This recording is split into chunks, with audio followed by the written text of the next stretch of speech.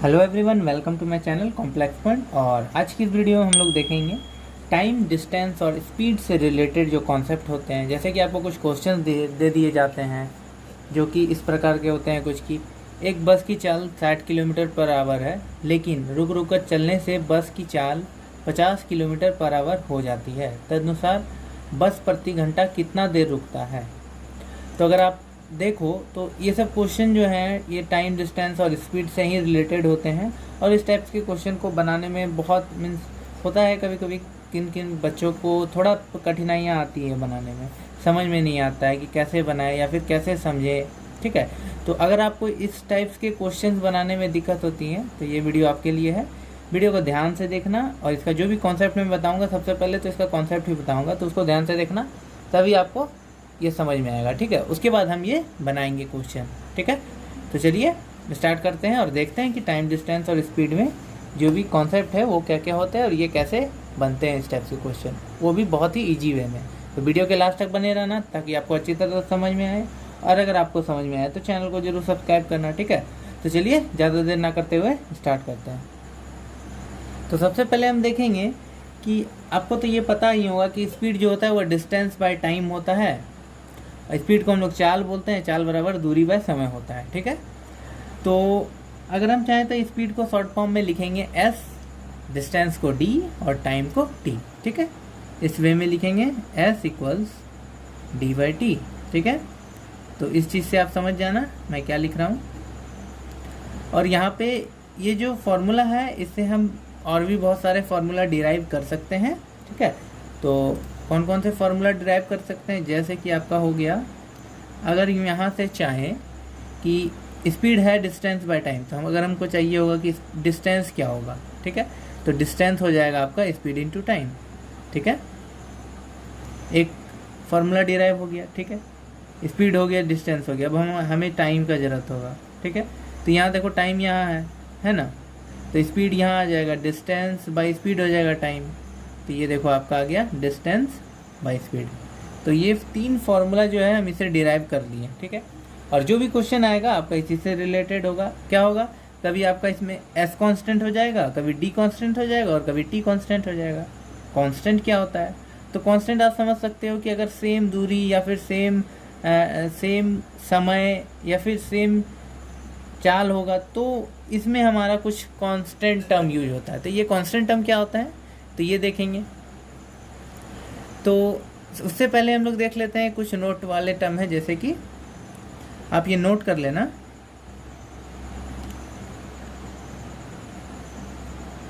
जैसे अगर मैं बोलूँ आपको कि 1 किलोमीटर पर आवर को मीटर पर सेकेंड में चेंज करना होगा, अगर आपको कुछ इस टाइप्स के क्वेश्चन दे दिए जाएं तो आप इसको एकदम शॉर्ट फॉर्म में याद रखना है कि 1 किलोमीटर पर आवर जो है मीटर पर सेकेंड में ये 5/18 मीटर पर सेकेंड होता है। ठीक है, अगर आपको जानना है कि कैसे होता है तो ये देखो मैं बता भी देता हूँ।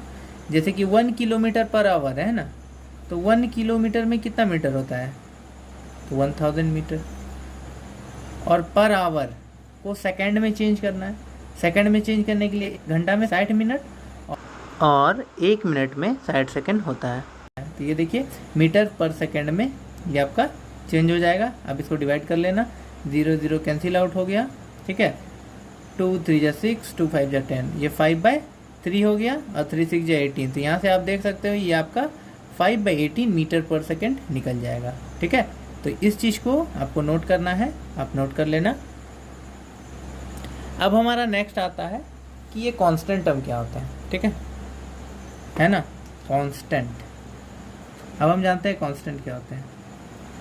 तो जैसे कि आपको कुछ क्वेश्चन दे दिए जाते हैं, जैसे कि हम यही क्वेश्चन ले लेते हैं, हमारा जो हमने बताया है कि इसमें दिख रहा है क्वेश्चन, आप क्वेश्चन पढ़ो। एक बस की चाल 60 किलोमीटर पर आवर है, लेकिन रुक रुक कर चलने से बस की चाल 50 किलोमीटर पर आवर हो जाती है। तदनुसार बस प्रति घंटा कितना देर रुकता है। तो अगर आप देखें गौर से तो एक बस का जो चाल है वो 60 किलोमीटर पर आवर है, मगर वो जब रुक रुक कर चलता है तो वो 50 किलोमीटर पर आवर है। तो अगर आप इसमें देखो तो इसमें जो डिस्टेंस है बस का वो सेम ही है ना, मतलब उसको जिस जगह पे जाना है, पहले में वो तो 60 किलोमीटर पर आवर की स्पीड से जा रहा था और दूसरे में 50 किलोमीटर पर आवर के स्पीड से वो भी रुक रुक कर, तो दोनों में जो डिस्टेंस है आपका सेम है। तो जब भी इस टाइप्स के टर्म आए कि आपका डिस्टेंस ही सेम हो जाए, तो इन दैट केस क्या करोगे आपके, जैसे कि हमें पता है स्पीड जो होता है वो डिस्टेंस बाय टाइम होता है। अगर यहाँ पे डिस्टेंस सेम हो जाए, मीन्स डिस्टेंस जो होता है वो कांस्टेंट हो जाए, तो क्या होगा, तो देखो आपका स्पीड क्या हो जाएगा। स्पीड अगर मान लीजिए डिस्टेंस सेम हो जाए, मीन्स 1 हो जाए, तो ये 1/t हो जाता है। तो देखा जाए तो ये क्या है, इन्वर्सली प्रोपोर्शनल हो जाता है ना स्पीड और टाइम। इन्वर्सली प्रोपोर्शनल मतलब अगर आपका स्पीड बढ़ता है तो टाइम घट जाता है, मीन्स उल्टा हो जाता है। उसी टाइप से अगर आपका स्पीड घटता है तो टाइम बढ़ जाता है। और अगर आप गौर से देखोगे, क्वेश्चन बनाओगे, तो आपको ये सब एकदम अच्छी तरह से समझ में आएगा। ठीक है, ये तो था हमारा स्पीड का। उसी टाइप से कभी कभी आपको इस टाइप के भी क्वेश्चन दिख जाएंगे कि जिसमें कि पहले तो हमारा डिस्टेंस जो था ये कांस्टेंट हो गया, अब हम क्या करेंगे, स्पीड को कांस्टेंट करेंगे। अगर मान लीजिए हमारा स्पीड कांस्टेंट हो गया तो क्या होता है, ये तो हमारा केस 1 था। ठीक है, जब हमारा डिस्टेंस जो है कांस्टेंट हो जाता है। हम केस 2 लेते हैं कि अगर हमारा स्पीड जो है वो कांस्टेंट हो जाए। कांस्टेंट को हम के फॉर्म में लिख रहे हैं, ठीक है, तो आप ये समझने का कोशिश करना, कांस्टेंट को के शॉर्ट फॉर्म। तो आपका देखो क्या आ जाएगा, फॉर्मूला कुछ इस टाइप क्या हो जाएगा, टाइम जो होता है वो डिस्टेंस बाय स्पीड होता है, ये तो आपको पता है। लेकिन जैसे ही मैं बोलूँ कि यहाँ पे स्पीड जो है वो कांस्टेंट हो गया, मीन्स ये वाला टर्म, तो देखो जैसे ही एस जो है ये 1 हो जाएगा तो डी क्या हो जाएगा, देखो डायरेक्टली प्रोपोर्शनल हो जाएगा। ठीक है, कहने का मतलब है कि अगर डिस्टेंस बढ़ा तो टाइम भी बढ़ेगा, और अगर टाइम घटा तो डिस्टेंस भी घट जाएगा। इसमें उल्टा था, इसमें स्पीड घटा तो टाइम बढ़ जा रहा था, और टाइम बढ़ा तो स्पीड जो है वो घट जा रहा था। मगर यहाँ क्या हो गया, उल्टा हो रहा है। ये डायरेक्टली प्रोपोर्शनल है, एक बढ़ा तो दूसरा भी बढ़ेगा, दूसरा बढ़ा तो पहला भी बढ़ेगा। ठीक है, ये भी हम समझ गए। अब हम देखेंगे कि केस 3, ये सब चीज़ आप अगर आपको पता रहेगा ना तो क्वेश्चन बनाने में आपको बहुत आसान होता है, इस टाइप के क्वेश्चन जब भी आप बनाओगे तो। ठीक है, तो मैं इसलिए इन सभी क्वेश्चन को बताने का कोशिश कर रहा हूँ। अब देखिए, अगर आपका टाइम जो है वो कांस्टेंट हो जाएगा तो क्या करोगे आप, तो इन दैट केस क्या होगा, फॉर्मूला आपका कुछ इस प्रकार का अगर रहेगा तो speed equals distance by time, और टाइम ही आपका क्या हो जाए, यहाँ पे कांस्टेंट हो जाए के। तो देखो इसमें भी क्या होगा, स्पीड जो होगा वो डायरेक्टली प्रोपोर्शनल होगा डिस्टेंस के। स्पीड बढ़ा डिस्टेंस बढ़ेगा, डिस्टेंस घटा स्पीड घटेगा। ठीक है, तो ये भी आपको तीनों केस समझ में आ गया होगा। Speed equal distance by time होता है, ये 3 केस होते हैं। एक में एक कांस्टेंट टर्म हो जाते हैं, कभी डिस्टेंस कांस्टेंट रहे तो क्या करना है आपको, कभी स्पीड कांस्टेंट रहे तो आपको क्या करना है, और कभी टाइम कांस्टेंट रहेगा तो क्या करना है। ये सब चीज़ हम जान गए। अब हम देखेंगे, क्वेश्चन बनाने का कोशिश करते हैं कि देखते हैं कि क्वेश्चन अब हमसे बनता है या नहीं। तो देखो आपका क्वेश्चन है कि एक बस की चाल 60 किलोमीटर पर आवर है। मीन्स एक बस है, ठीक है, वो एक सेम जगह ले लेते हैं। जैसे कि एक बस जब इसका चाल कितना है, 60 किलोमीटर पर आवर दिया हुआ है एक बस का चाल जो भी है, तो ये जब यहाँ से यहाँ जाता है तो इसका जो स्पीड होता है वो 60 किलोमीटर पर आवर है। ठीक है, मगर जब ये रुक रुक कर चलता है तो क्या होता है, इसका स्पीड जो होता है वो 50 किलोमीटर पर आवर हो जाता है कि नहीं। ये तो आपको समझ में आ ही रहा होगा। कहने का मतलब है ये क्या है, स्पीड जो है 60 किलोमीटर पर आवर है। मीन्स जो भी बस है वो पहले बार में क्या करता था, 1 घंटे में वो 60 किलोमीटर तय कर लेता था, 60 किलोमीटर। और जब रुक रुक कर चलता है, रुकने पे क्या होता है, रुकने पर वो 1 घंटे में क्या होता है, 50 किलोमीटर ही जा पाता है। ठीक है, ये बात आपको ध्यान देना है। क्या होता है, ऐसे तो उसका जो स्पीड है वो 60 किलोमीटर पर आवर है, लेकिन जब वो रुक रुक कर चलता है तो वो 1 घंटे में सिर्फ 50 किलोमीटर ही जाता है। तो इन दिस केस आपको दिख रहा है कि दोनों में जो डिस्टेंस है वो सेम है। डिस्टेंस क्या है, सेम है। और जब मैंने आपको बताया था जब डिस्टेंस सेम हो तो डिस्टेंस क्या हो गया, कांस्टेंट हो गया। और जब डिस्टेंस आपका कांस्टेंट रहे तो मैंने आपको क्या बताया था, जब आपका डिस्टेंस कांस्टेंट रहता है तो आपका स्पीड जो होता है वो टाइम के इनवर्सली प्रोपोर्शनल हो जाता है। ठीक है, अब देखिए ये मैंने क्यों बोला कि ये इनवर्सली प्रोपोर्शनल हो जाता है, इसका यूज क्या होगा। तो सबसे पहले तो हमारा स्पीड दिया हुआ है, स्पीड और क्या है, टाइम, इन दोनों का रेशियो में हम लिख लेते हैं। तो देखिए यहाँ पे आपका दिया हुआ है स्पीड जो है वो कितना था, 60:50 है ना। और अगर आप चाहो तो इसको 6:5 भी लिख सकते हो, जब 0 0 कैंसिल करेंगे तो। ठीक है, अब देखो यहाँ पे टाइम, अब यहाँ पे मेन टाइम का फंडा हो जाएगा।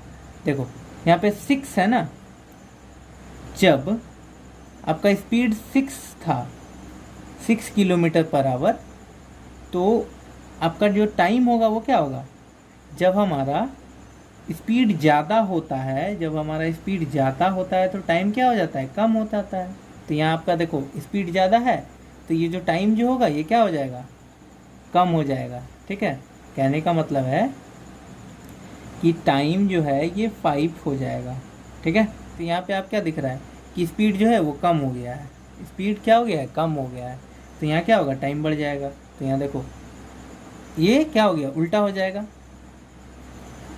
इन्वर्सली प्रोपोर्शनल आप समझ में आ रहा होगा, इन्वर्सली प्रोपोर्शनल का मतलब क्या होता है, ये उल्टा हो जाता है।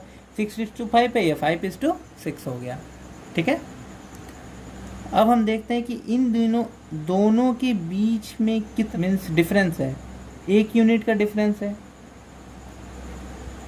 कैसे, तो देखो जब ये 5 और 6 के बीच का डिफरेंस 1 यूनिट है, तो अगर कहें कि जब ये 6 मिनट चलता है, मान लीजिए हम इसको 6 मिनट मानेंगे तो ये 5 मिनट होगा। अगर इसको 6 सेकंड मानेंगे तो ये 5 सेकंड होगा। तो अगर देखा जाए तो हर एक में जो है ये 1 यूनिट का ही फासला आपको दिख रहा होगा। तो इसीलिए हम क्या करेंगे कि हम मान लेते हैं कि अगर मान लिया जाए ये जो बस है हमारा वो 6 मिनट चला होगा, और 6 मिनट कितने के बराबर था, देखिए आपका यहाँ दिया हुआ है 1 यूनिट के बराबर है। क्या है, 6 मिनट 1 यूनिट के बराबर है। और हमारा क्वेश्चन में दिया हुआ था कि हमें क्या निकालना है कि बस प्रति घंटा कितना देर चलता है, ये प्रति घंटे कितने देर रुकता है, ये हमें निकालना था। तो ये 6 मिनट में 1 यूनिट है, तो आपको प्रति घंटा का निकालना है, मीन्स 60 का। 1 मिनट में कितना होता है, 60। 1 आवर में 60 मिनट होता है, तो इसलिए 6 मिनट है यहाँ, तो हमको इसको 60 करना है। ठीक है, तो इसको कितने से मल्टीप्लाई कर देंगे कि ये हमारा 60 हो जाएगा, तो 10 से, है कि नहीं। ये देखो 6 10 जा 60 मिनट, जो कि 1 आवर के बराबर है। और हमारा यही तो पूछ रहा था कि ये प्रति घंटा कितना देर रुकता है। तो जब इसको हम 10 से मल्टीप्लाई किए हैं तो इधर वाला को भी 10 से कर देंगे ना, 1 यूनिट दिया हुआ है, इसको 10 से मल्टीप्लाई कर देंगे तो क्या आएगा, ये 10 यूनिट हो जाएगा, मीन्स ये 10 मिनट हो जाएगा। 1 घंटा में वो कितना देर रुकता है, तो 10 मिनट रुकता है। ठीक है, तो इस टाइप से आप इस टाइप के क्वेश्चन को समझ सकते हो और आसानी से बना सकते हो।